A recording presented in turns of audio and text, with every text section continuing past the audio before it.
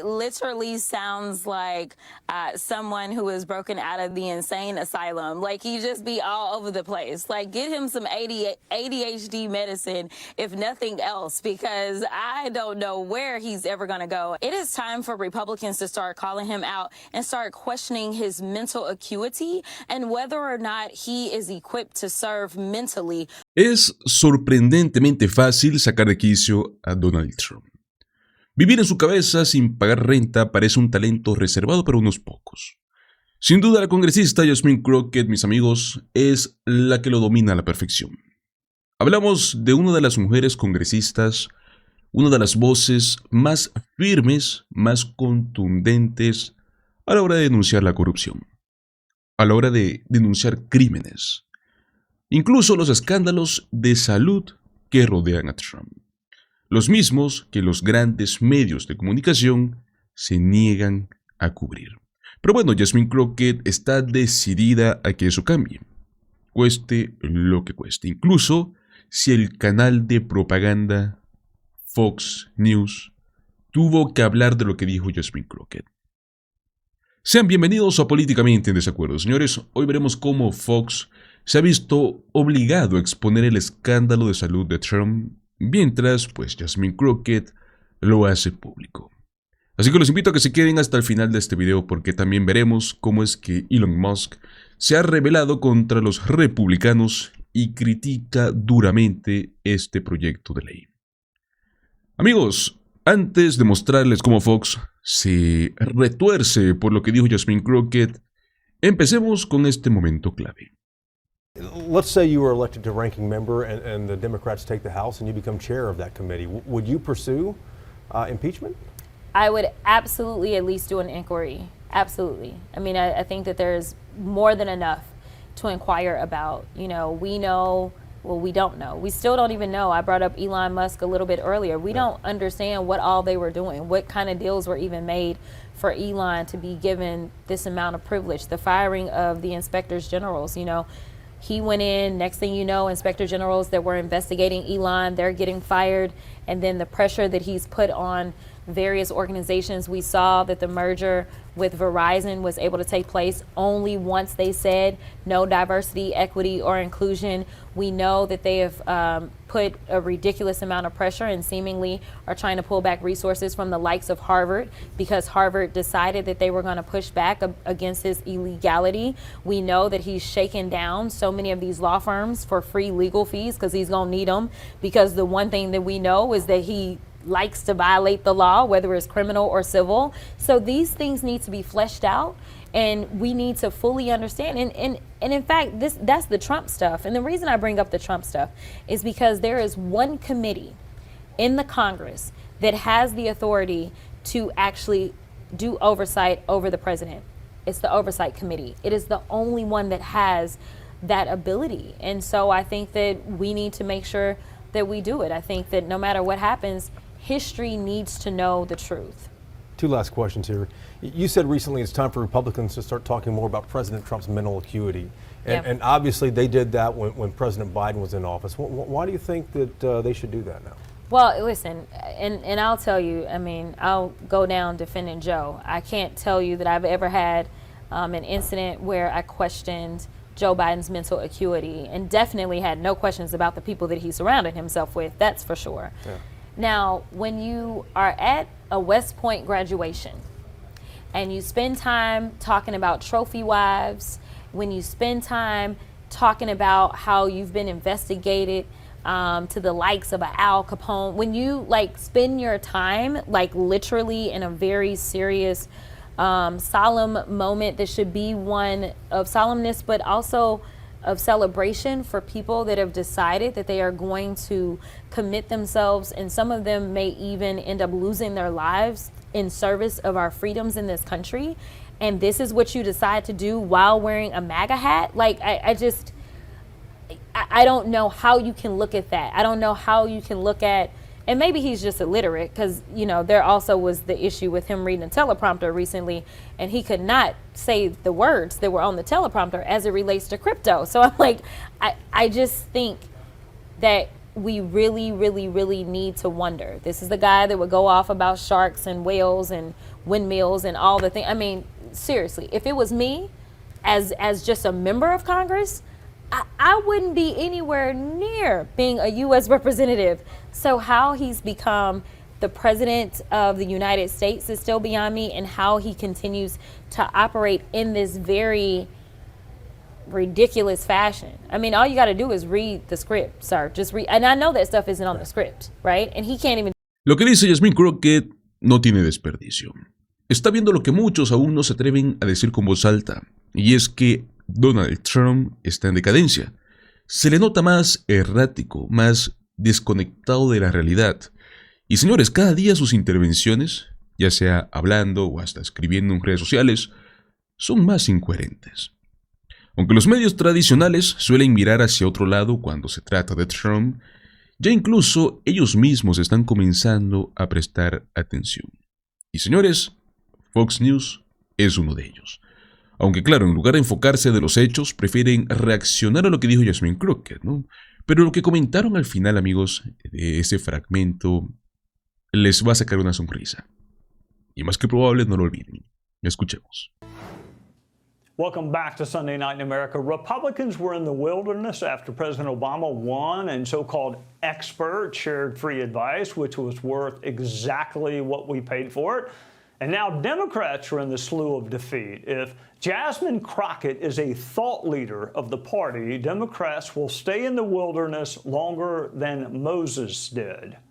I mean, he literally sounds like someone who is broken out of the insane asylum. Like, he just be all over the place. Like, get him some ADHD medicine, if nothing else, because I don't know where he's ever going to go. It is time for Republicans to start calling him out and start questioning his mental acuity and whether or not he is equipped to serve mentally. We know when it comes down to his criminality, he is not qualified to serve. But this is just absolutely deplorable. You know, it's hard to know where to start with Ms. Crockett. She mocked the governor of Texas for being paralyzed. She conflates attention deficit disorder with insanity, which is both cruel and medically stupid. What she's really saying is that a majority of her fellow citizens voted for someone who's insane. So what does that make us? Y es que están tan cerca de admitirlo. Donald Trump está en declive. Todavía no logran decirlo con todas las letras. Aún no se atreven. Pero ya es evidente que el hombre ya no está en sus cabales. Lo más preocupante es que mientras pierde esta claridad mental, gana ambición por el poder. Ha estado tomando decisiones que afectan la economía. Decisiones basadas en ocurrencias, en caprichos de alguien que ya no está en condición de liderar. Como lo es esta absurda guerra comercial, ¿no? Que al parecer ni siquiera su propio partido republicano quiere respaldarlo.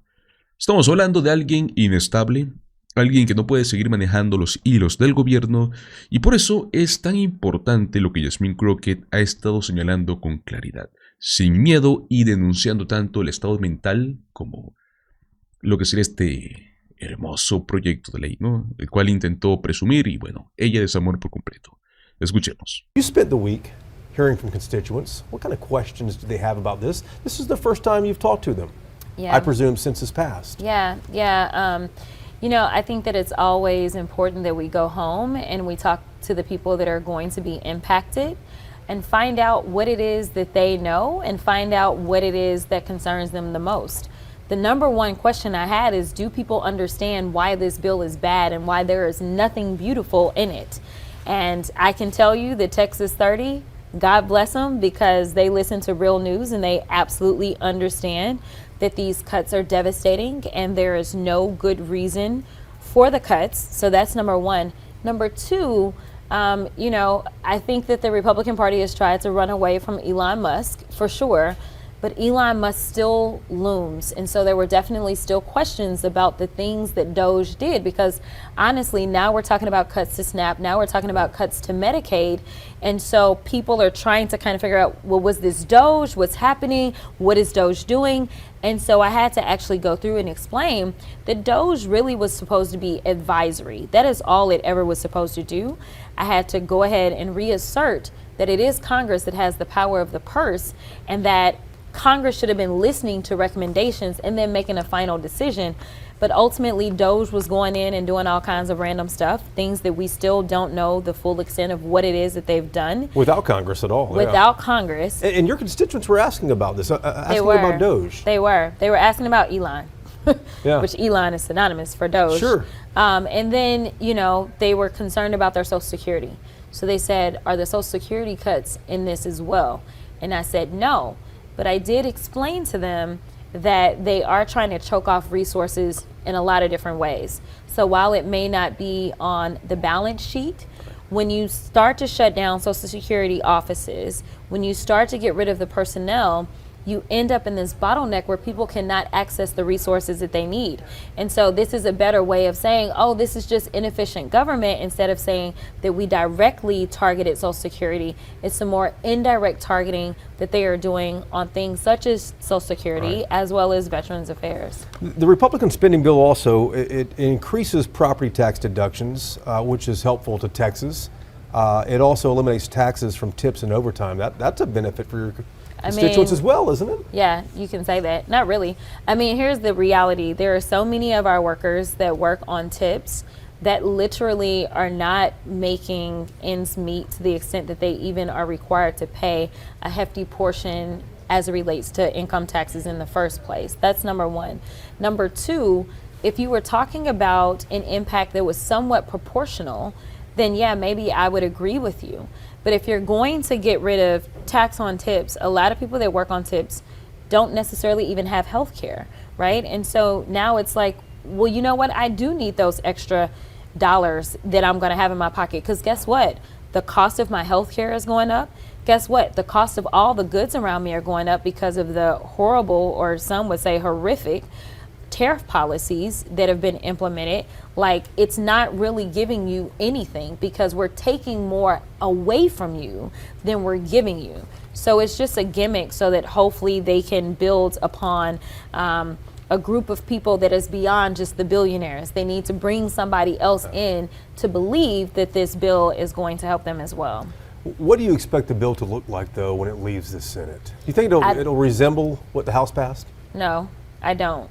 I think what won't make that, it? So here's the deal. When you look at House members, our districts are approximately 766,000 people. And depending on your district, you may not have one hospital in it.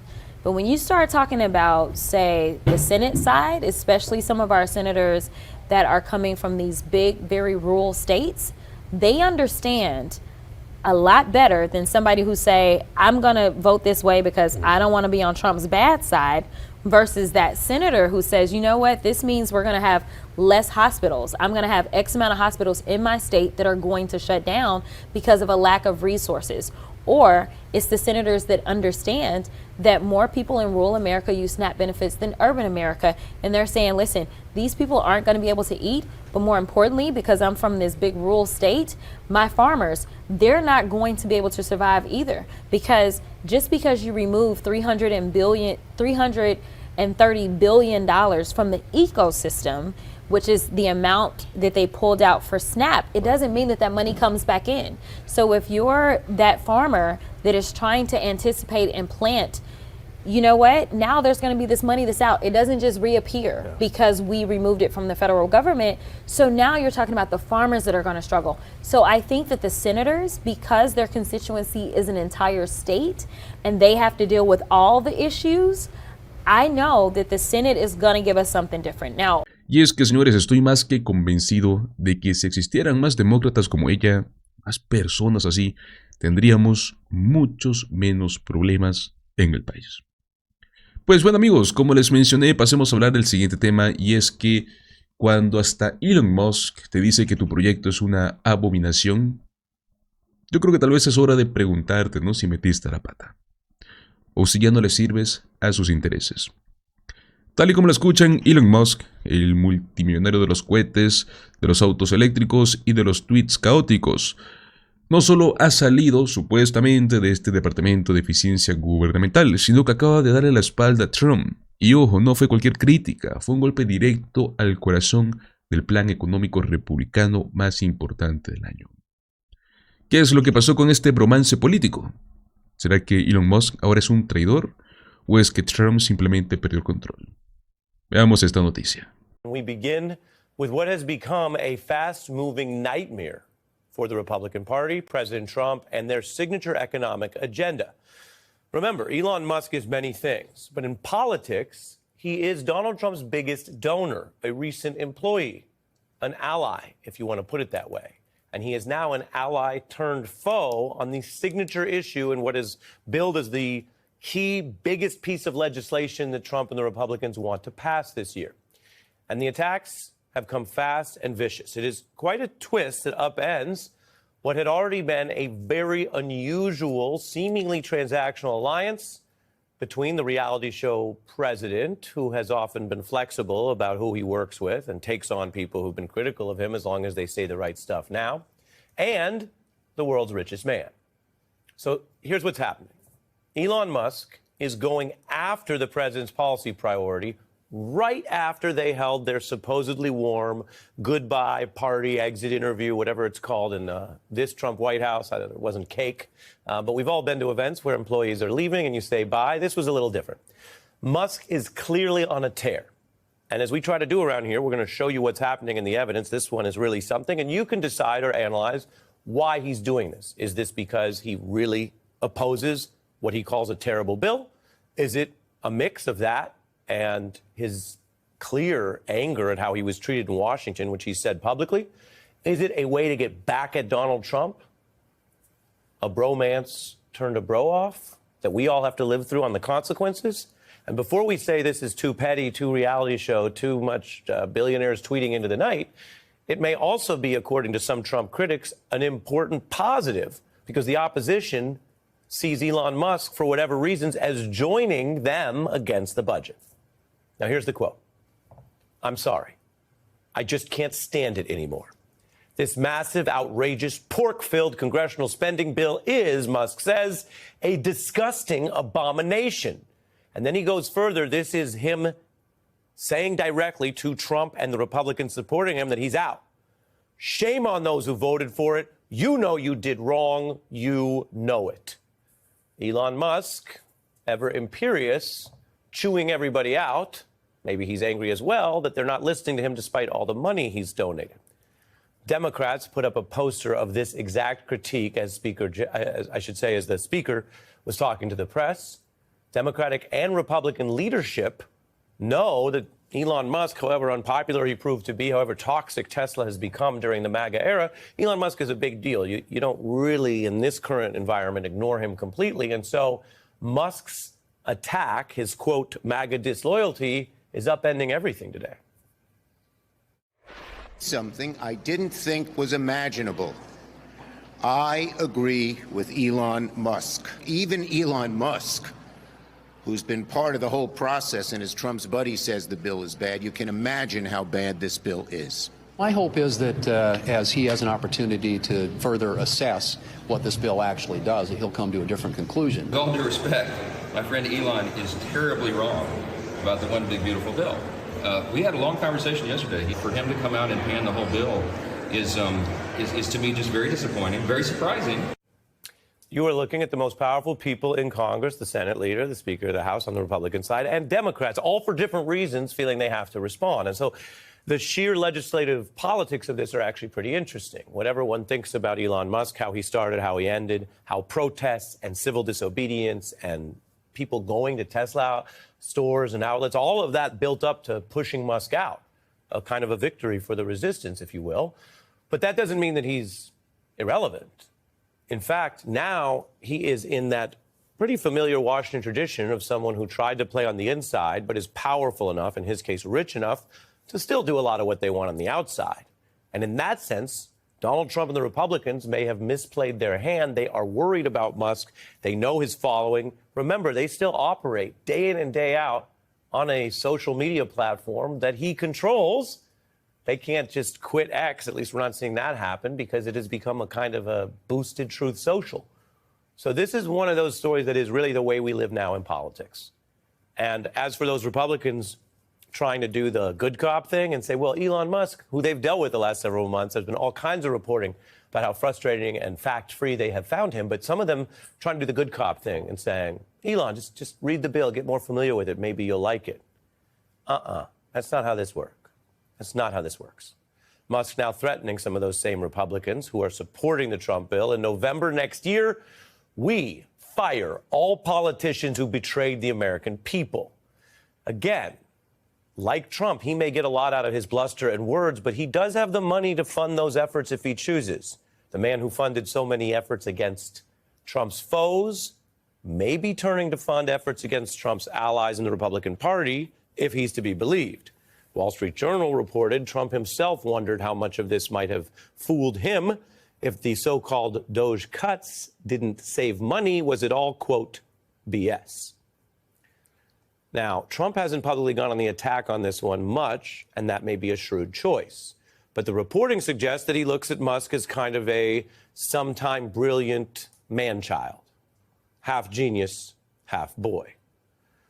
Now, the seeds of this fight began with the administration. The New Yorker had that funny cover that went everywhere, imagining Musk with his hand up, basically being sworn in alongside the co-president that he was pushing out of the frame. It's a comic, it's an exaggeration, but it spoke to the tension between these two digitized billionaire egos. Remember, while presidents rarely do joint interviews, and almost never in the first 100 days, someone convinced Donald Trump to do this joint interview, which made Elon Musk look very powerful. They sat there, they tried to play nice with each other, and they also committed on air to things that proved to be lies. Like they said they would avoid conflicts of interest. We have the video, and then they later hawked Teslas on the White House lawn. Trump also clearly moved to demote and limit Musk's power. There was New York Times and other reporting, and some of this goes to the difference between the optics and the reality, because Musk, as you see here, dominated cabinet meetings unlike any other non-president and brought his own decor, his own fashion, his own attitude, but he didn't last. The New York Times reported there was a potential turning point that yielded the significant indication that Trump was willing to put limits on Musk after clashes with other cabinet officials. So the new rift is a whole different level. And while we can't tell you what's going to happen tomorrow, and if there's some way that Musk walks this back, if he gets other things he wants, we are witnessing what many in the Republican Party, we'll get to others, but what many in the Republican Party see as Donald Trump's great ability to blow a lead, to incompetently bring in all of these extra problems to burn up the key governing period when most presidents have higher political capital close to the election they won. Because there were months of Musk doing all of his co-presidenting and cuts, many of which, as you probably know, didn't work out. Now they're in the breakup period that's still supposed to be the honeymoon. The relationship's been strained for a minute. As Taylor says, it's been a long time coming. She knows about breakups. She also might know a little bit more about winning than either of these supposed billionaires. She just won the long-term battle to get back her songs and equity. But that's for lower in the show or later in the hour. Meanwhile, here's how we got here, and many predicted it. What is this bromance between Donald Trump and Elon Musk? You say you think it's going to crumble and fail miserably. Elon Musk and others, right now, they're in the halcyon moment with Donald Trump, but they will come to the Hades moment with him. It's just a matter of time. I said from the very start that this bromance was going to come to an end. And it has. We're joined by Bill Kristol, a Republican White House veteran and editor-at-large for The Bulwark, founding director of Defending Democracy Together, a longtime conservative who warned early about Donald Trump. Y es que lo que acabamos de ver no es poca cosa, porque Elon Musk Hablamos de uno de los empresarios más influyentes del planeta. Desgraciadamente es así. Básicamente está diciéndole al partido republicano y a Trump, están vendiendo humo. Y yo ya no me voy a quedar callado. Y seamos claros, ¿no? No es que Musk sea un héroe o el nuevo paladín de la transparencia política. No, amigos, él tiene su propia agenda. Como bien sabemos, estuvo muy alineado con los intereses de Trump, con el recorte de impuestos, con la desregulación. Señores, ¿por qué ahora dice que este proyecto de ley es masivo, escandaloso y lleno de basura? Porque ahora el proyecto no le conviene. Así de simple. Musk se beneficia de un gobierno que invierte en infraestructura tecnológica, no de uno que destina a intereses más tradicionales, ¿no? Gasto militar sin un retorno tecnológico. Aquí viene un dato muy interesante. Trump no reacciona a esto. No lo ha estado atacando, no lo ha mencionado. ¿Por qué? Porque sabe que Musk tiene mucho poder.